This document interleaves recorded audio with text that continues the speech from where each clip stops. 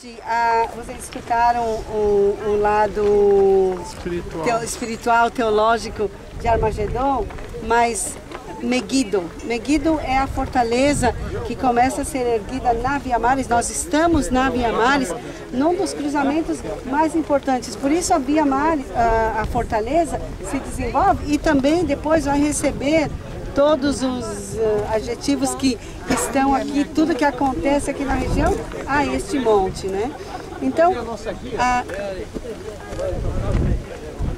a Via Maris, que começa lá no Egito, né? A gente fala de duas civilizações, de novo, eu volto a falar da civilização da Mesopotâmia, que é Iraque, Irã, Líbano, Síria, aquele fértil crescente, que era a área mais fértil, e a gente fala do Egito, e essas duas civilizações vão o tempo todo tomar conta desse espaço, porque essa é a rodovia principal. Então, quem controlasse essa Via Maris ou essa rodovia, ele seria o dono de toda a região, porque não é só esse eixo do sul para o norte, mas é leste e oeste também. Para poder passar do Oriente para o Ocidente, tem que passar por aqui. Então, quem governa este lugar é um cruzamento. A gente pode ver no mapa também, até hoje vocês veem... Esqueço de desligar o telefone, desculpa.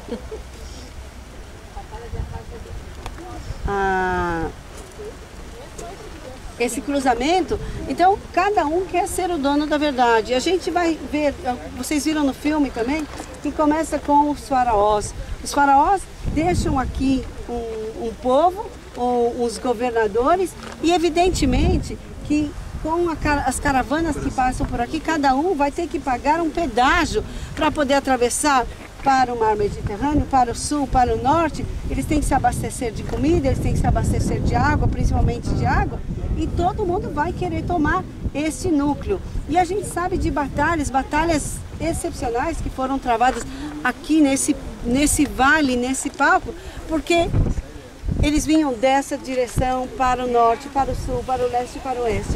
E uma das maiores batalhas, ou uma das mais importantes batalhas, que até hoje é estudada na escola do Exército dos Estados Unidos, o West Point, é a Batalha de Armagedon. O faraó, quando vê que não estão entregando os impostos, tem muito dinheiro aqui, estão roubando, esse dinheiro está sendo desviado, não está chegando aonde deveria chegar, ele começa a caravana dele, ele vem lá do sul.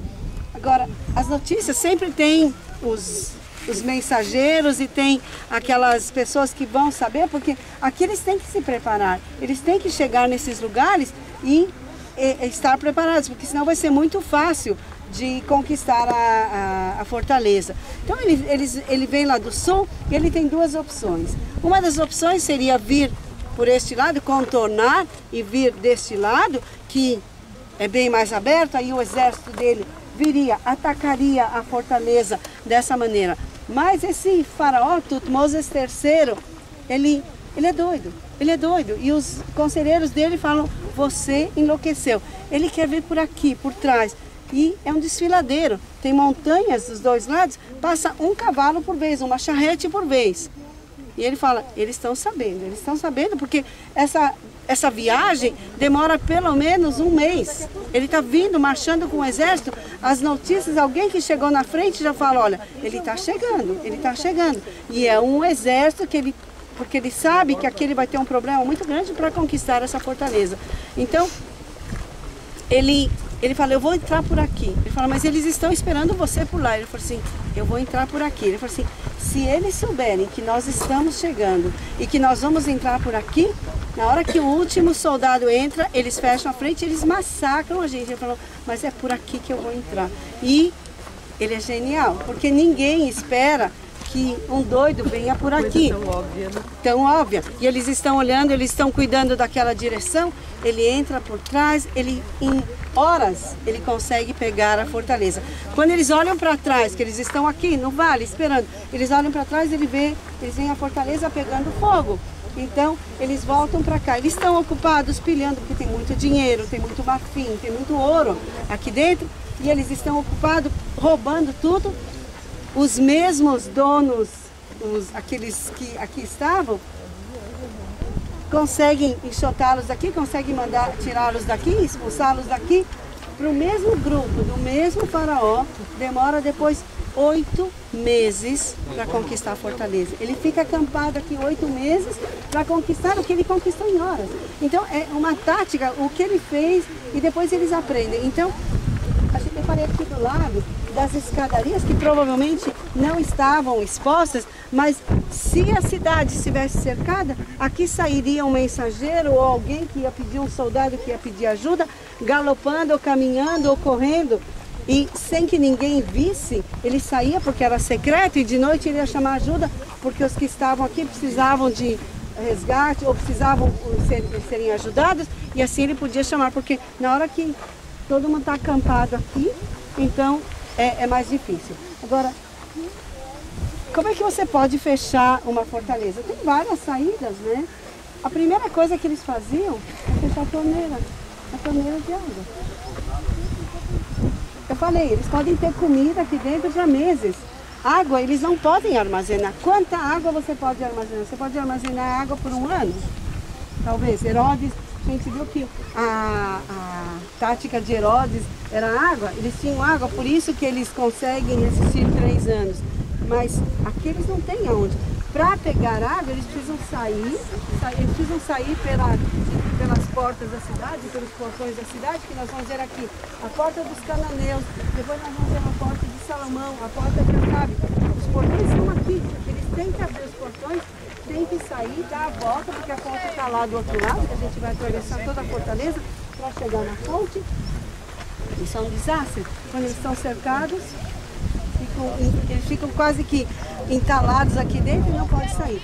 Já o rei Salomão tem uma ideia brilhante. Ele fortifica essa fortaleza, ele faz os portões, as muralhas, né? E de novo, as muralhas são feitas de acordo com o tipo de arma que existia naquela época. Se você tem um míssil, né, como eu falei, você vai colocar um antimíssil. Se você tem uma espada, que ela tem 3 metros, então eles vão fazer muralhas em zigue-zague, porque aí as muralhas, aquela arma não chega.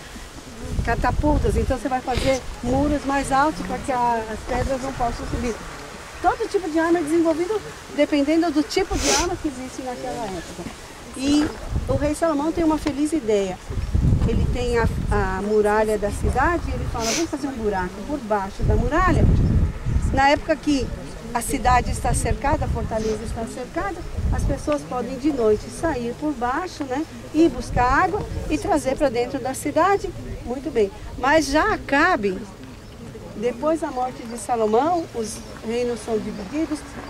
Benjamim e Judá ficam ao sul e as 10 tribos do norte formam o reino de Israel, que a capital é Siquém, é Nablus, e hoje está na Cisjordânia. E ele fala, nada disso. Nada disso. Esse negócio de buscar um balde de água por vez não é o suficiente. A gente precisa manter esse lugar, e ele é um dos reis que mais constrói, mais faz, com toda a loucura dele, do Monte Carmelo, de Jezabel, da esposa dele, mas ele é um rei, tudo que ele faz mal aos olhos de Deus. Isso esse é sempre Acabe. Mas Acabe aqui vai construir um túnel de água. Ele esconde a fonte, ninguém sabe, porque é uma estratégia fantástica. Sumiu, a fonte sumiu, ninguém pode achar essa fonte, porque ele tapou essa fonte, mas as pessoas precisam chegar, então é isso que ele manda cavar dentro da rocha, é isso que a gente vai descer depois, ele cava dentro da rocha, faz um túnel embaixo da rocha. As pessoas chegavam na fonte, pegavam água, voltavam, estavam protegidas, e com isso ele consegue aqui segurar esse lugar. Outro rei muito importante que vive aqui é Josias, e Josias, que vê também numa das batalhas, ele sai para uma batalha que ninguém mandou ele para lá. Ele se mete numa guerra que não tinha nada com ele, porque não era ameaça de Meguido. Era uma batalha que estava aqui, ele vai lá e ele morre quando os assírios estão avançando. Então é outro rei que a gente conhece. Outro rei é Jeroboão, que aqui vai fazer um celeiro que a gente viu no filme, e é interessante. Estábulos, armazéns, fonte de água, um túnel. É uma das escavações mais minuciosas que foram feitas em Israel. E aqui nós vemos, o que nós vemos agora aqui é um Tel. Tel é uma colina artificial, uma colina arqueológica artificial. E a